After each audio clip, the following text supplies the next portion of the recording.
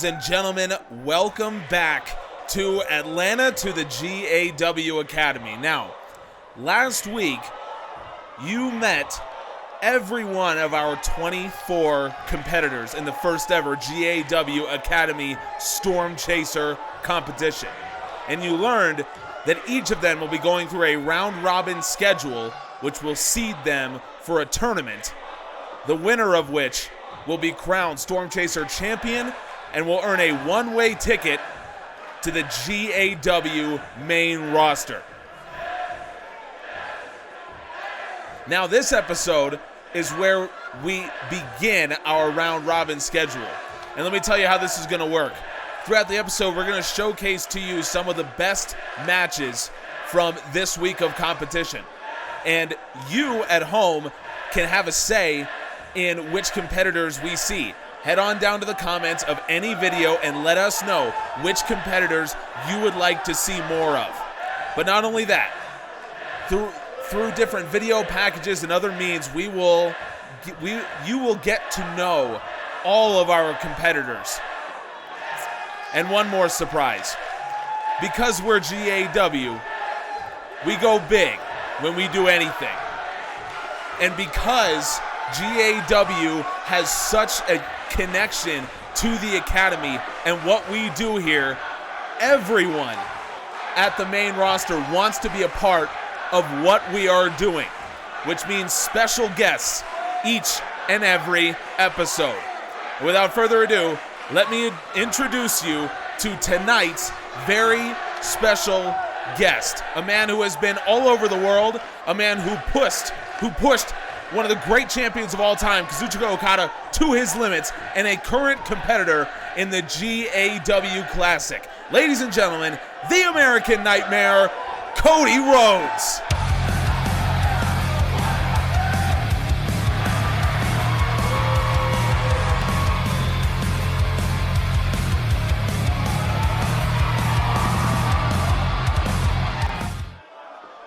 Thank you all so much for welcoming me to Atlanta and to the GAW Academy.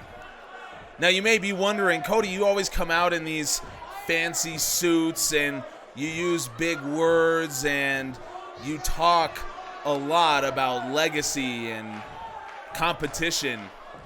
And make no mistake, there is a lot at stake here in GAW Academy Stormchaser. But the reason I'm not in my fancy suit is because I have a proposition for someone here in the GAW Academy tonight. See, we're going to see each of the 16 men competing tonight, and one of them is going to impress me, I am sure. And whoever that may be that impresses me the most will tag with me against a special guest tag team with 2 extra points on the line. I'll be backstage giving as much knowledge as I can, helping out as much as I can the next generation of GAW. Folks, what you are witnessing here today is the greatest collection of young wrestlers that we have ever seen. And throughout this series, they will get better and better, and you will know them more and more. I'll see you in the main event of tonight's show with the man that impressed me the most. Do I know why I'm here? Do I know? You're asking me that? Of course I know why I'm here. Why am I anywhere? Do I know why I'm fucking here? I know I shouldn't have been. I know whatever I was doing, I shouldn't have been. Oh, okay, that's the knees again. It's been ever since that industrial accident in 92. Look at my face. My face is my wrestling career. You understand that? I don't know if I've ever won a match. I don't know if I'm ever going to. I'm tired of this, man. Why did you even ask me for this interview? You know what I was going to say. You knew what you was going to get from this. Why'd you bring me here? Say I should be grateful. Piss off.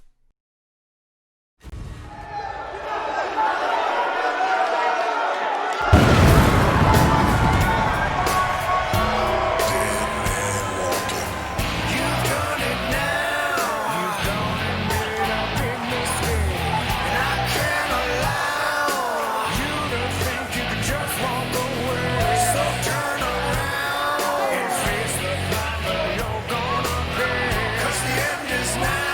Ladies and gentlemen, you are looking at the former Mr. Universe and a GAW Academy legend, Leiter, the first man to enter, and he will be part of the first ever match of the GAW Academy Stormchaser tournament.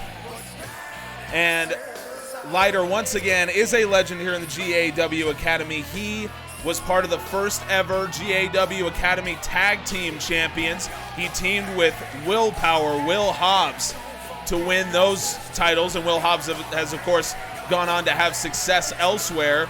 Leiter has been here healing some injuries in the Academy, but he is poised and ready for a singles run. This would be quite a way to get it started in the first match of the Stormchaser tournament. How did you find a way to run from the city? And the man joining him is the man not so affectionately called OSHA's least favorite son, Stefford Drummond. And you got to hear from him a little bit before the match, and you really think that the guy would be a little bit more humble given his situation right now, that he wouldn't even be here if it wasn't for an injury to a competitor. He had an Academy qualifying match, which he lost, but then his competitor tore his ACL leaving the arena. So Stefford Drummond is here looking for a big win to start off the tournament here. First official match of Academy Stormchaser is right now.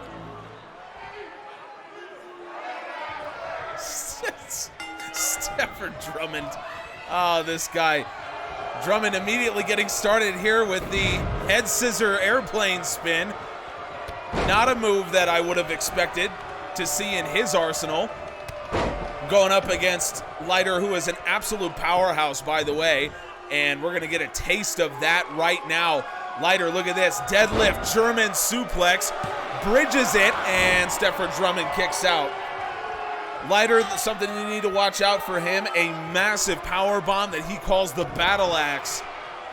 That will be something that he will look to set up throughout most of this match. Meanwhile, Stefford Drummond comes in with a very unorthodox style, one could say. Big shoulder tackle from Leiter.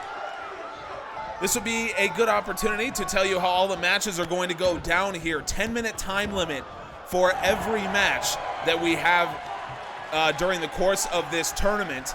If you go to a time limit draw, that is 1 point each. Obviously, a win is 2 points and a loss is 1 point.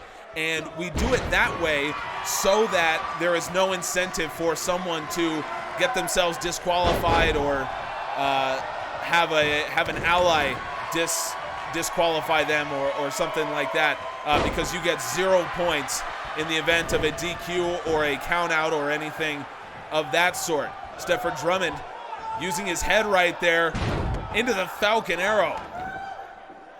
This is the first official match, and we will showcase several tonight, trying to show you some of our more exciting talents. Drummond with a couple big shoulder tackles. Leiter tosses him over the top rope. Drummond now up to the top. Stefford Drummond with the axe handle comes right down on the forehead of Leiter. We're going to see our first women's match right after this. It'll be Kristen Sakamoto against the current Academy Women's Champion, Lazara. Leiter now with the massive gutbuster.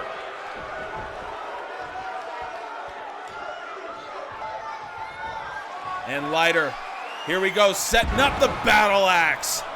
I told you about the massive power bomb that he carries in his arsenal. Uses it to great effect against Stefford Drummond. Far leg hook. Leiter to pick up his first win. Stefford Drummond kicks out. Okay. Oh, man. We've got some fireworks already in this first match. Massive clothesline from Leiter. Big back body drop. And now Leiter again calls him to his feet. Spine buster. Again, the power of Leiter on display here. It's Stefford Drummond, not a small man. Body slam from Drummond, and now off the ropes, and here comes Drummond with the flying elbow drop. Lighter doesn't always bust it out in his matches, but watch out for a big boot that can come out of absolutely nowhere. And he'll resort to that when the power bomb doesn't work. Drummond has him up, and there is the big boot. Positive thinking from Lighter. Far leg hooked, and Lighter has the first win of Stormchaser tournament. Tremendous match fought by both of these two men. And you gotta think, I mean, the irony is not lost on me that Lighter uses a move called positive thinking to put down Stefford Drummond, who, as we've just seen, not exactly the most positive person around. Big win for Lighter to start things off here. Good for him. Again, 10 matches for each man in the tournament. So lots and lots of time for Stefford Drummond to make that initial loss up. But will Lighter be the one who will end up teaming with Cody Rhodes in the main event of tonight's show? We'll have to find out. Next, though, we have the first women's match of the competition. As I said, the current Academy Women's Champion, Lazara, in action against Kristen Sakamoto. But first, let's learn a little bit about Kristen Sakamoto. I came to America when I was 3 years old. I've been trained in fighting ever since. See this, what's around me? This is where I grew up. I grew up in the locker rooms, in the gyms. There is nothing that any woman can throw at me that I will not be ready for. These fists have put down more women than anyone in this academy could count. That's what you can expect out of Kristen Sakamoto. The reality is I was disrespected when someone told me that Yamamoto was christened the future of wrestling. Please. That title has and will always belong to me. And I'm going to prove it. Why am I here? Why am I the champion? It's very simple. It's because no woman here has had to deal with what I've had to deal with. Crime, hunger, homelessness, danger, murder, all of it and more that I grew up with. No woman could ever know what that's like. Not like I do. Lita saw in me a desperation. She told me she had never seen anything like that before or since. And that meant a lot to me. It's why I continue to honor Lita, because she brought me to where I am. And just because I'm here doesn't mean that I'm going to rest. They call me the underground queen, but it's the opposite. A queen never has to work a day in her life. While I'm working, I will never be a queen a day in my life. Kristen Sakamoto making her way to the ring, and you heard where she's coming from. She was called by Katsuyori Shibata the true future of Japanese wrestling, and so she is very, very much excited to get her hands on Yamamoto, who was called, of course, by Kazuchika Okada the future of wrestling. So Sakamoto, even though she'll be looking forward to that match, she certainly is going to not overlook the current champion, Lazara.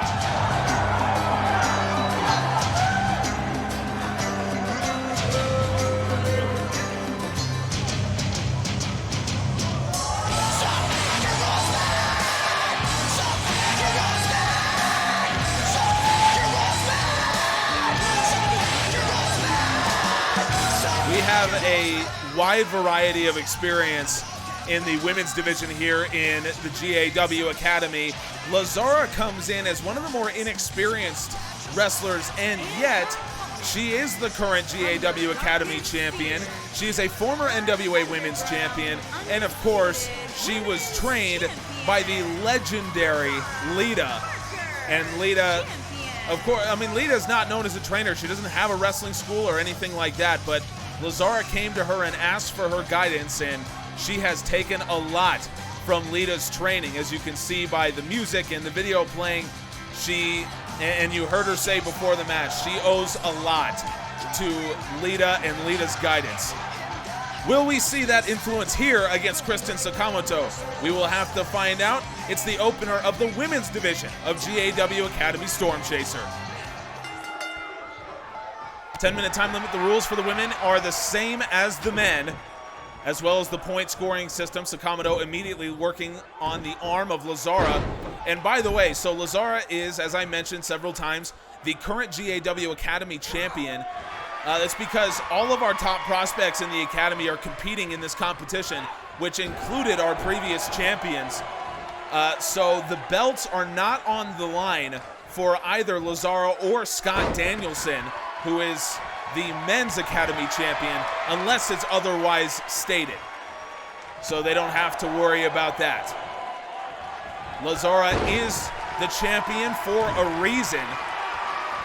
You're seeing it here, but Kristen Sakamoto really coming in with a lot of fire. Again, Sakamoto has a lot to prove here.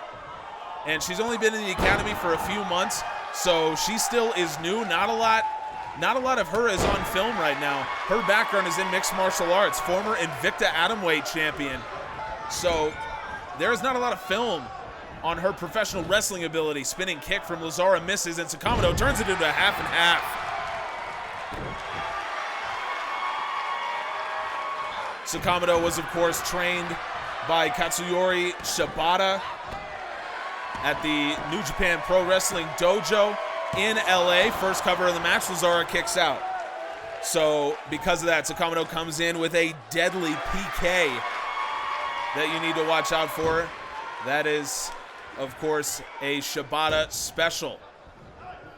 And a myriad of submissions as well does Sakamoto use to get the job done. She had only 2 losses in her mixed martial arts career. She was 17-2, and 14 of those wins came by submission. So she is a very prolific submission artist in the world of mixed martial arts. She's brought that expertise here. Big boot from Sakamoto, but Lazara able to kick her away, and now Lazara going for the arm off the stomp. Lazara will take her first cover of the match. Lazara originally from Mexico, but she has not opted for some of the more lucha libre type styles that we've seen from Mexican wrestlers, and we have several on the men's side. Of course, we have La Tortuga Roja, we have Mexican Shia, and now Lazara hits her with the Make My Fortune.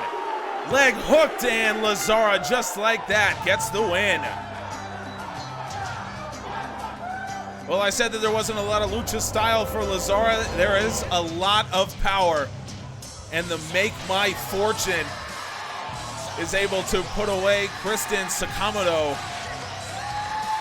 Tremendous move and a great match from Lazara and Sakamoto to start off the women's competition here. Always fun to watch these two, and Lazara certainly painting herself as one of the favorites in this competition. Each woman will fight each other once, so if you are in the locker room watching Lazara right now, you will get your opportunity against the current champion, but I don't know if you want it, given what she has just done to one of the deadliest mixed martial artists that we've seen in the Academy. Congratulations to Lazara picking up the first win. Up next, you want to talk about a clash of styles. We have the former AAA Cruiserweight champion Jackal against the 400-pound Overload.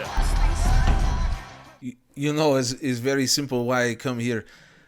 The lucha tradition is just not done in America the same way that we see it in Mexico and in other places, and they ask me to come here, and I tell them, yes, absolutely. I want to show all of you what the lucha tradition is. If you've never seen it, if you've never been to Mexico or anywhere else, well, where they have it, it is incredible. It's incredible. And I want to show everybody what that's like. And I'm very lucky to have La Tortuga Roja with me to help me along and train me. Very, very lucky to have him and to be here. And I just want to show everybody this new side of professional wrestling. And I think you're all going to like it. You see this?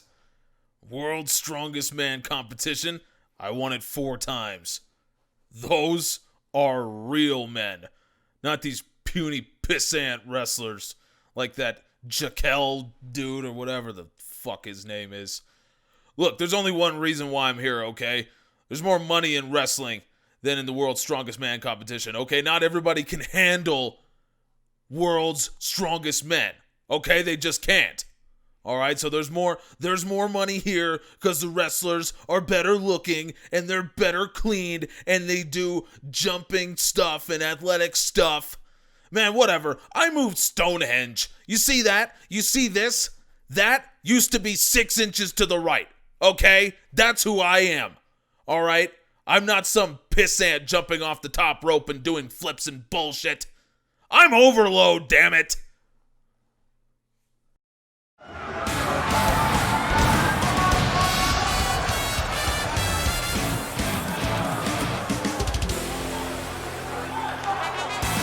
Welcome Jackal to the arena, and flanking him is his mentor La Tortuga Roja. And of course these two are competitors in this tournament, and they treat it like that. But La Tortuga Roja has recently really taken a liking to Jackal. Their styles, at least when Roja was younger, their styles are very similar. Jackal comes in with a lot of athleticism, and so Roja has said in the past that he feels like he is very much able to help Jackal develop in his career. That's why he's here. Jackal will have a huge test, figuratively and literally, against the massive Overload.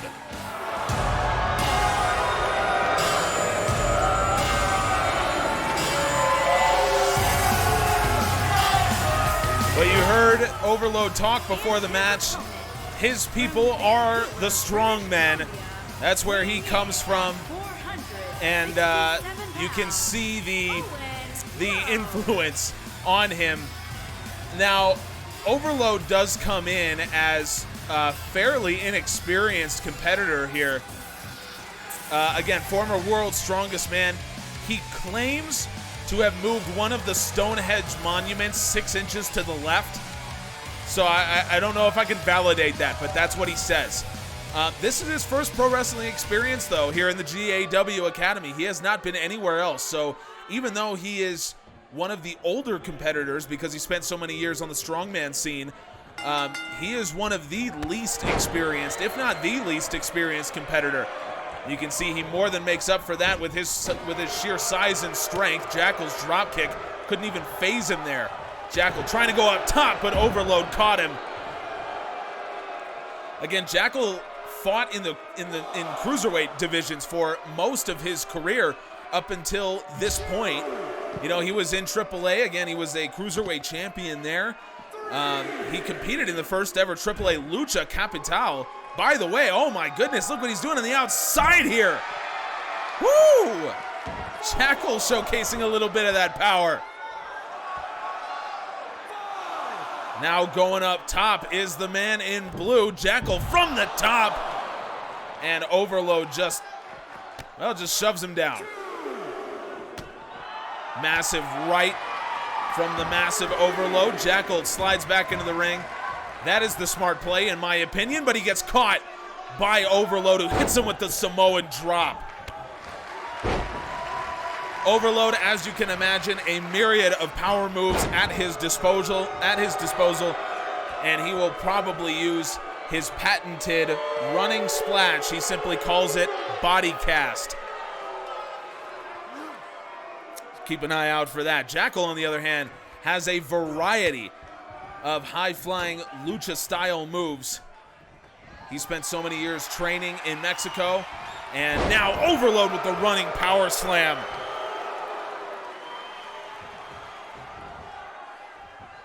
This is a clash of styles if I've ever seen it. Big man, little man. It's what legends are made of, and Jackal could certainly add to his legend with a win here. It's not going to be easy, though. Jackal turns the powerbomb into a DDT. You can see the speed of Jackal, and now has hoisted the giant leg of Overload. Referee was a little slow to get the count. Overload kicked out anyway. Overload now has Jackal up. Massive slam. Mark Henry somewhere is not too happy with that, but Overload uses it to get the win. Jackal is an incredibly talented competitor. We will see a lot more of him as this competition goes on, no doubt. But unfortunately, there's just not much you can do with a man this size. Jackal found that out the hard way. Overload with the gigantic power slam. And Overload picks up his first win. And it's a big one. Congratulations to Overload, 2 points for him. We have one final singles match to show you tonight. Then we will tell you about the rest of the matches and get to our main event. We still have yet to find out who Cody is going to be most impressed by. We will find out soon enough. For now, let's get to the Lone Star, Garrett Gibson, fighting the current Academy champion, Scott Danielson. I grew up on a farm just outside of Austin, one of the most beautiful cities in the world. And, my daddy always taught me how to wrestle from the time I was 2 years old. My daddy was state champion, and he said, Garrett, if you want to be state champion, you will be state champion. And that always stuck with me. And so anything I ever wanted to do, I just said, well, my daddy said if I wanted it and I worked hard enough, then I could do it. And he always raised me without feeling any limitations. And that's just how I grew up. And that's how I'm coming here to the Academy. I feel like there are no limitations on me right now. I'm undefeated, but every match is just like every other match. I don't treat them any differently. That's the mentality that I grew up with. That's the mentality of the Lone Star State, and that's why I'm here. And I am very, very, very proud to be here.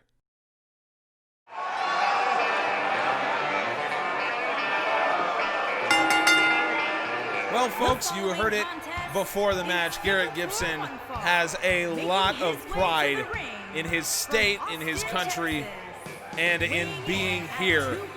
And he is a man that is very clearly at peace with himself and what he's doing right now. He has yet to lose a match here in the GAW Academy. This guy has an amateur wrestling background, one of the best around, 3-time Division I All-American wrestler, went to Oklahoma State, a powerhouse of collegiate wrestling, 2-time Olympian, 2019 Pan Am Games gold medalist, and an undefeated record in the GAW Academy.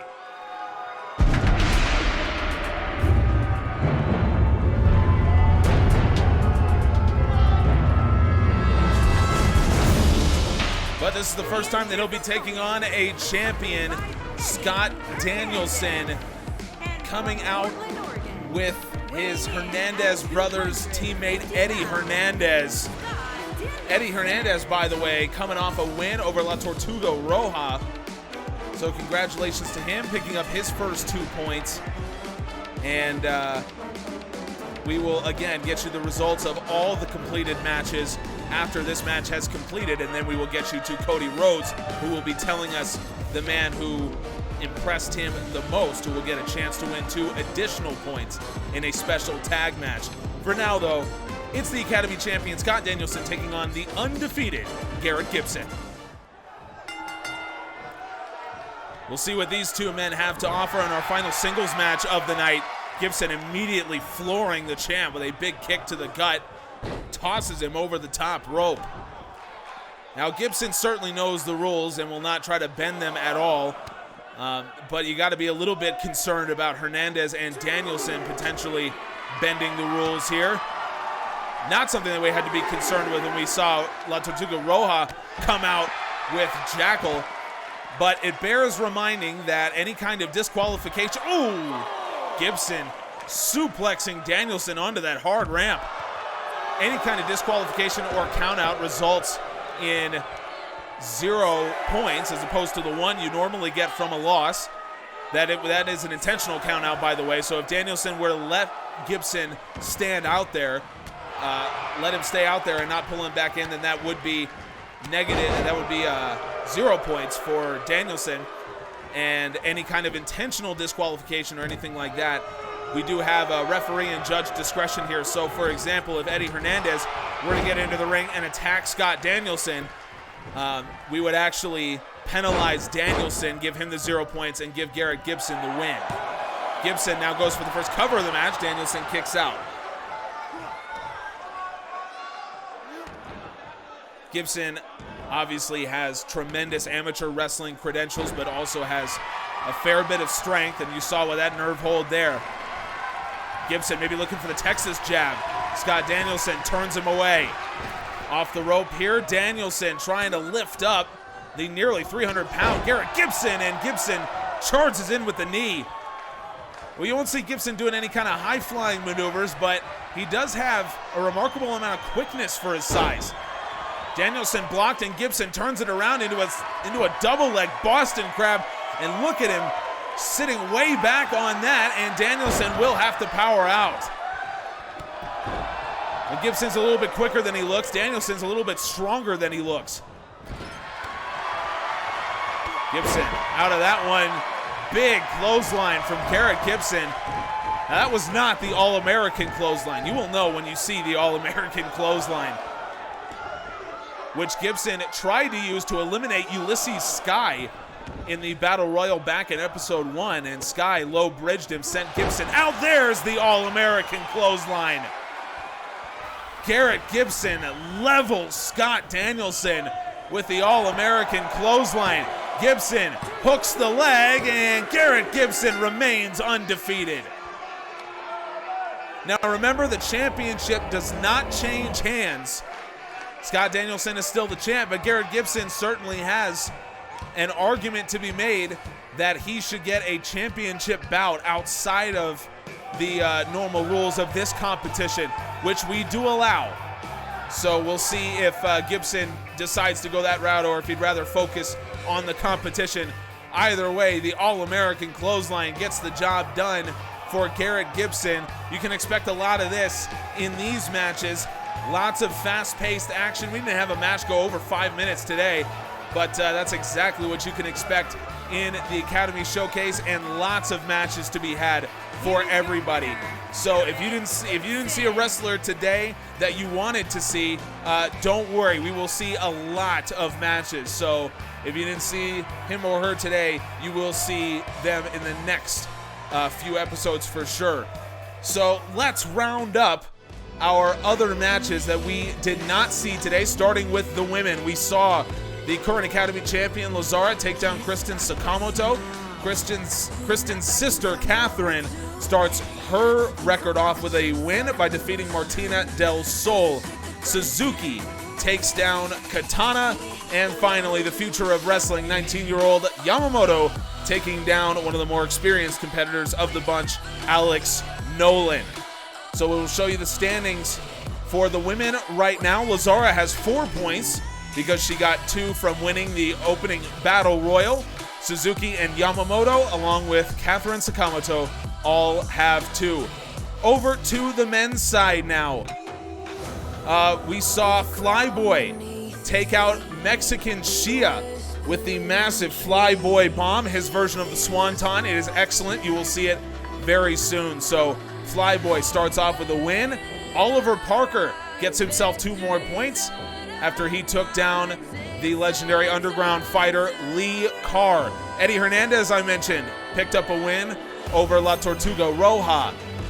We also saw Kurt Andrews, Buccaneer Kurt Andrews, picking up a big win over Ulysses Sky, the winner of one of the Battle Royals back in episode 1.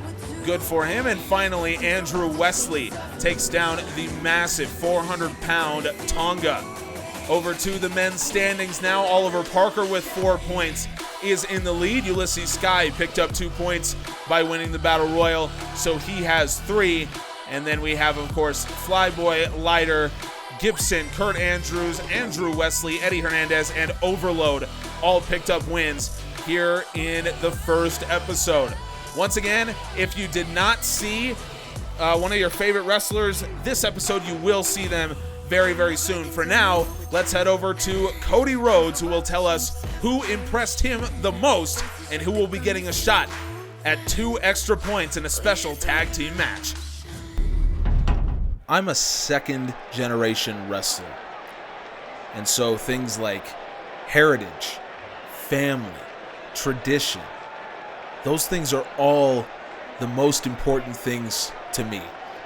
And when I see those things combined with an unbelievably athletic body wielded by a man who knows exactly what he's doing and has the mind of a true professional wrestler, that stood out to me more than anything else. And I think you know who I'm talking about. The man that will get an opportunity to win 2 extra points tonight. The man that impressed me more than anyone, Garrett Gibson.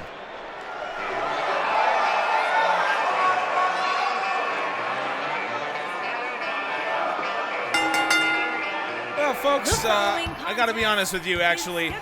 I would have put my money on this. If we were doing betting odds, I think I would have bet that Garrett Gibson would be the one to impress Cody Rhodes. There is so much in common between the two. Both of them have a strong amateur wrestling background. They have so many roots to the southern part of the United States. Very successful amateur wrestlers, both of them. And I think Cody Rhodes probably sees a lot of himself in Garrett Gibson, although in a much bigger form factor, if you will. So Garrett Gibson will be the man to team with the American Nightmare tonight. And we are very, very happy to have Cody Rhodes competing for us tonight in the Academy. I can assure you that he will not be the only main roster GAW guy to come down here to the Academy. Yunson Park mentioned it at the very beginning of the show. So many guys and women in GAW have such a strong connection to the Academy, and they very much care about helping produce the next crop of young superstars. That's very, very important to them. So Cody Rhodes will not be the only one that we see here. The real question is, who is the mystery tag team that Rhodes and Gibson will be facing? For he is limitless. And it's only the Limitless Legion. Keith Lee and Matt Riddle making their entrance to the GAW Academy. Now, a lot of people might not know this, but both of these men had a cup of coffee here in the Academy. They weren't teaming together. They were actually both here as singles wrestlers. They were only here for a couple months before they got their call up to GAW, but both of them were very successful. I think they had like 3 losses between them or something like that. So these men are familiar with this facility, former home of the WCW power plant, and they are looking to make their mark. 2 extra points are on the line for the Lone Star, Garrett Gibson. Gibson and Lee to start things out here. Not many men can match the size of Keith Lee, but Garrett Gibson certainly is capable of that. Lee gets a tag in early here, and Lee immediately looking for the 3D. 10 seconds into the match, we see a 3D, but Cody Rhodes is there to break it up. Elbow to Matt Riddle. The 3D, of course, given to the Limitless Legion because they trained with the Dudley Boys, Team 3D, when they were told they were going to be a tag team in GAW. And so they were given the use of that 3D. They've made very, very good use of it so far. Gibson manages to shake it off, and now Garrett Gibson has Riddle cranked back in this single leg camel clutch. The strength of Garrett Gibson on display, but Riddle uses his quickness to get out of that. Gibson throws Riddle back into the corner. Look at Garrett Gibson. Look at how high he got. He jumped up to the top rope. Finds himself in enemy territory, able to fight out of that one, and now Gibson sends Riddle back. Remember, Garrett Gibson has already fought. You just saw him fight against Scott Danielson. And Gibson with the All-American clothesline. That put away Scott Danielson. Now hooks the leg of Matt Riddle, but Keith Lee is there to break it up. Big boot and a knee combination onto Keith Lee. Matt Riddle, exploder suplex. Keith Lee forced to roll out. Garrett Gibson, you can see the fatigue starting to set in for the Lone Star. Nice judo throw, All-American clothesline misses. Matt Riddle wisely ducks, and Riddle has him up, slams him. Garrett Gibson comes in, of course, with an extensive amateur wrestling background. Matt Riddle, a very, very good mixed martial arts background, former UFC competitor. And we're seeing it here. Nice kick to the gut from Riddle. You always know how to target the body. Matt Riddle now off the middle rope. And I think mocking Cody, because Cody comes in with the beautiful disaster, which is performed the exact same way. Matt Riddle sending a little bit of a message there. Declines the tag out to Keith Lee. Riddle now has Garrett Gibson up, maybe for the bro to sleep. But Garrett Gibson able to get the elbows in and avoid that, and a little eye rake from Garrett Gibson. Receipt from his teammate. Riddle has Gibson in the corner, tags in Keith Lee. Gibson off the ropes, and a very nice double throw and double kick. Gibson trying to crawl over to Cody, but Keith Lee sees it and stops it. Lee now using his strength to force Gibson up, but again, Gibson able to get out of whatever that was going to be. And now Gibson. A little throwback here from Garrett Gibson. A Texas jab. Homage to the great wrestlers of the Southern United States, and an All-American clothesline to finish it off. Texas jab followed by the All-American clothesline. Cody Rhodes intercepts Matt Riddle, and Garrett Gibson has won the match.